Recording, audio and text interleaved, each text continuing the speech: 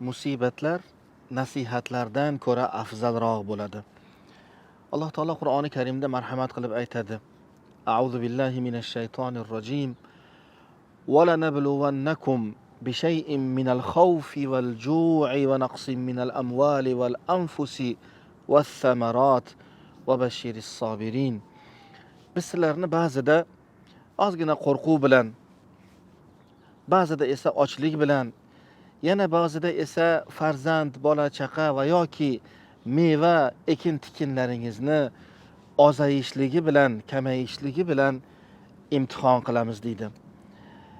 Musibatlar ko'zimizni ochilishligiga, haqiqiy ma'nodagi qo'limizdagi ne'matlarni shukronasini ado eta olishligimizga yordamchi bo'ladi. Agar biz bu musibatlarni azob, jazo emas, balki ibrat deb qaraydigan bo'lsak, Alloh taolo hammalarimizni shukr qiluvchi va ayni vaqtda qiyin hollarimizda sabr qilguvchilardan qilsin, ilohim.